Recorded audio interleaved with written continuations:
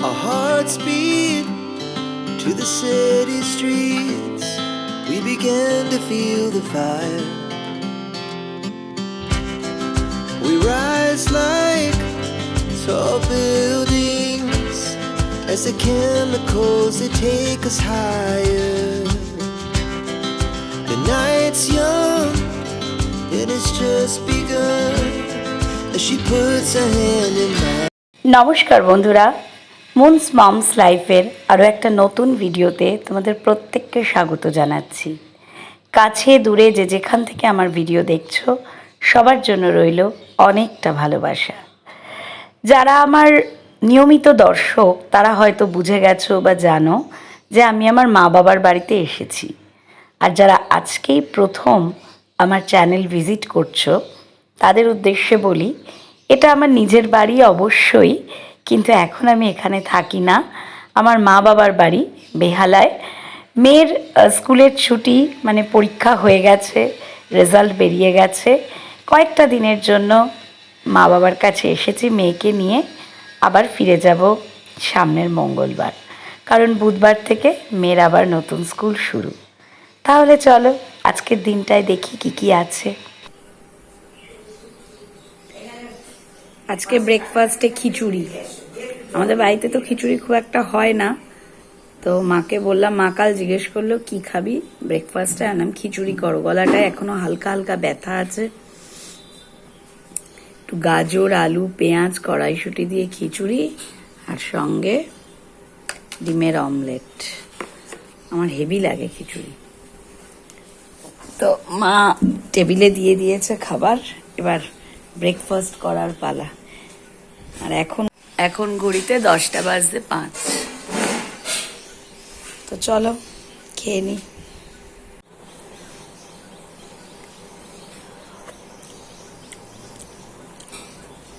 ভালোই হয়েছে, ভালো হয়েছে।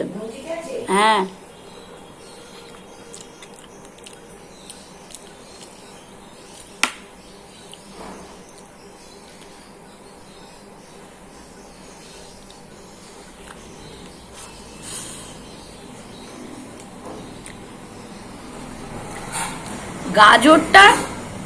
গাজরটা একটু স্লাইড শক্ত আছে।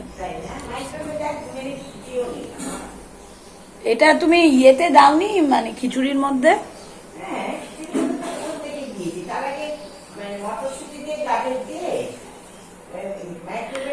না, তুমি মানে খিচুড়ির শেষের দিকে গাজরটা দিয়েছো না? তাহলে তো হয়ে যাওয়ার কথা। এর থেকে সরু আবার খিচুড়িতে কেউ দেয় না।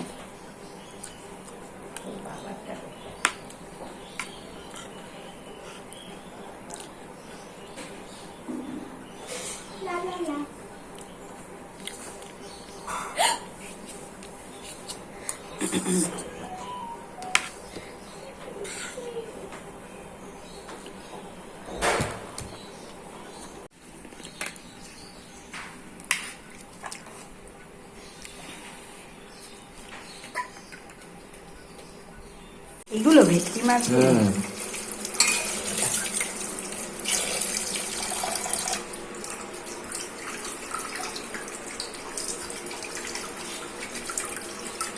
এখানে বসবে কে?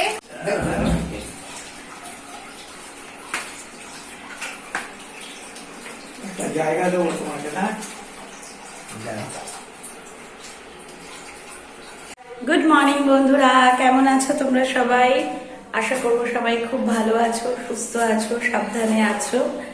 মাঝে অনেকদিন বড় ভিডিও দিচ্ছিলাম না, শর্ট ভিডিওই দিচ্ছিলাম।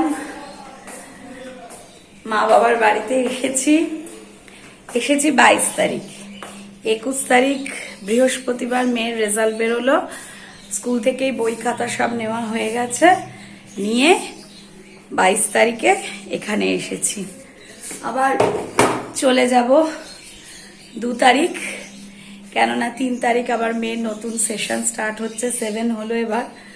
তো আজকে হচ্ছে কি বার? আজকে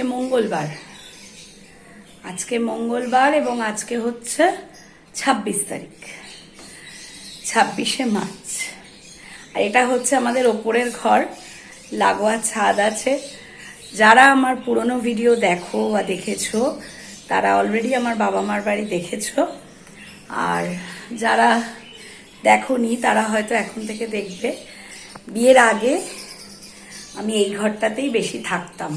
আমার পড়াশুনো, রাতে শোয়া, দুপুরে শোয়া, তখন তো ছিল না, কি বলে, এত মোবাইল ছিল কিন্তু মোবাইলে এত ফেসবুক হোয়াটসঅ্যাপ এসব ছিল না, কোনো সিরিজ দেখা এসব ব্যাপার ছিল না। দেখতে পাচ্ছ ওই যে পেছনের যে মানে আলমারিটা, ওখানে আমার সব বই, গল্পের বই। তো দুপুরগুলো পড়াশুনো নেই বা সব দিন তো আর পড়তে ইচ্ছা করে না, আমি এখানে শুয়ে বসে খুব গল্পের বই পড়তাম। তারপরে ছাদে যেতাম, একটু চুপচাপ তাকিয়ে থাকতাম, গাছপালা দেখতাম, ভালো লাগতো। এখন বই পড়ার ধৈর্য অনেক কমে গেছে, সময়ের সাথে সাথে হাতে নিয়ে ফোন নাড়াচাড়া বেশি হয়। মেয়ের মধ্যে চেষ্টা করি যতটা সম্ভব গল্পের বই পড়ার হ্যাবিটটা গ্রো করাতে, পরে কিন্তু সময়কে তো অস্বীকার করা যায় না না। এখন টিভিতে এত চ্যানেল, এত অপশন, সুতরাং এই হাতছানিটা উপেক্ষা করা যায় না। তারপরেও আমি চেষ্টা করি আমার মেয়ে যাতে একটু গল্পের বই পড়ে, ও হিন্দি মানে ইংলিশ বাংলা মিলিয়ে মিশিয়ে বই পড়ে। এবার কলকাতা বইমেলাতেও নিয়ে গেছি, বই কিনেছে এবং পড়ে মোটামুটি। তো যাই হোক, আর এবার কি হয়েছে বলো তো, তাড়াহুড়োতে এসেছি তো মোবাইল স্ট্যান্ডটা নিয়ে আসতে ভুলে গেছি, মানে ট্রাইপড। আমার বাড়িতে তো আমার দুটো ট্রাইপড আছে, একটা ছোট ট্রাইপড, এবং ছোট ট্রাইপডটাই বেশি ইউজ করি, ওটা একটু হ্যান্ডি হয়। আর এছাড়াও বড় ট্রাইপড আছে, কম ইউজ করি খুব, কিন্তু তারপরেও ছোটটাও আনতে তাড়াহুড়োতে ভুলে গেছি। তো ওই জন্য হাতে ধরে ধরে ভিডিও করতে হয়, একটু অসুবিধে হয়। মাঝে মধ্যে মেয়েকে বলি একটু করে দে। আর সত্যি কথা বলতে মাঝখানে না মানে ডিমোটিভেটেড লাগছিল যে দূর, আর ভিডিও দেবই না, ভিডিও করবই না।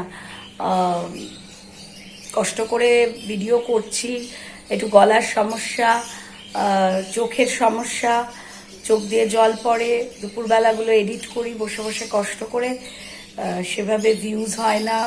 তারপরে উল্টো পাল্টা ভিডিও যেগুলো আর কি ভিউজ হবার মতো নয়, মানে পরনিন্দা, পরচর্চা, নোংরা কন্টেন্ট, সেখানে কত কত ভিউজ হয়, কি লাভ আমাদের খেটে, এরকম একটা মানে ডিমোটিভেশন আসে। দেখবে এটা খুব স্বাভাবিক, কিন্তু তারপরেও ভাবি যে আমি আমার কাজ করে যাই। অনেকেই আছো যারা আমার ভিডিও দেখতে ভালোবাসো, আমাকে সুন্দর সুন্দর কমেন্ট করো, এবং এই নয় যে সুন্দর সুন্দর কমেন্ট সবসময় করতে হবে, সাজেস্টিভ কমেন্ট করবে, কোনো কিছু দরকার মনে হলে নিশ্চয়ই সেটা সাজেশন দেবে। তো তাদের কথা ভেবেই আবার ভাবলাম যে না, করি একটু ভিডিও। তো মা বাবার বাড়িতে এসছি বলে আমি নিজের কাজকর্ম কিছু বিশেষ একটা দেখাতে পারছি না, কারণ মা এখানে বলে তোকে কিছু সেরকম করতে হবে না।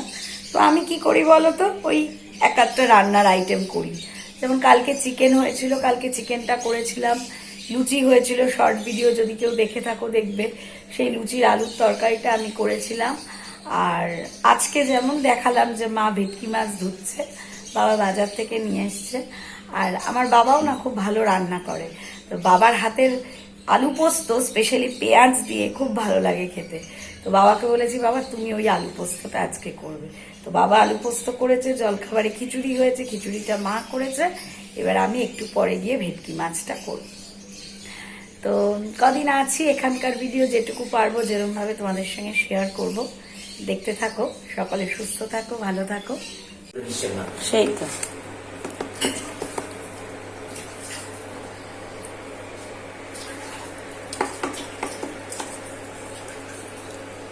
রান্নার মানটা আমার খুব ভালো লেগেছে।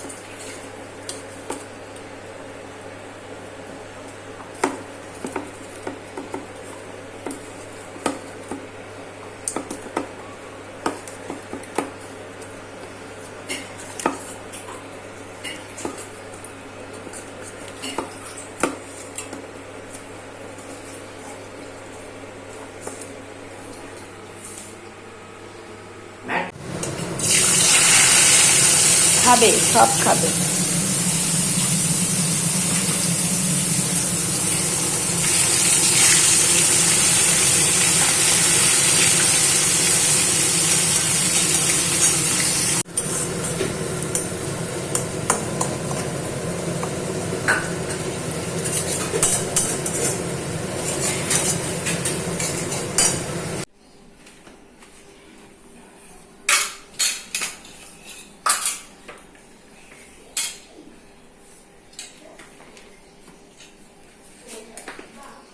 এনে একটু শিল। ওরা আবার যেগুলো একটু একটু রং হয়েছে আমি ওগুলো পারে না।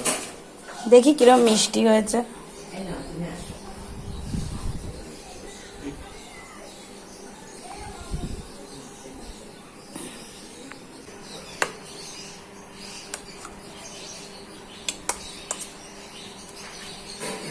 সেদিকে বলেছিলাম যে ওটা একটু পারবে তুমি। খুব মিষ্টি।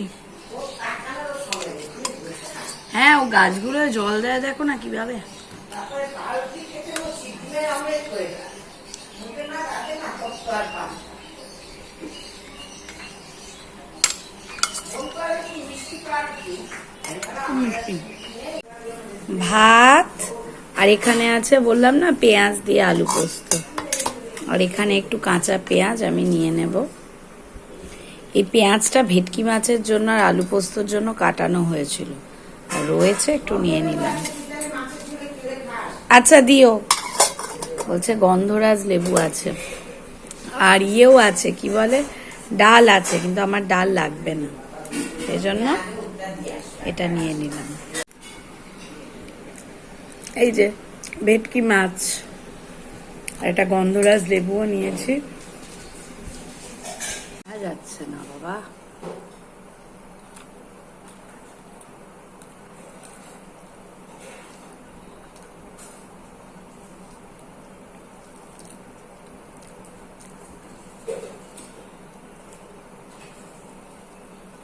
গন্ধলেবুর গন্ধটা এত সুন্দর লাগে।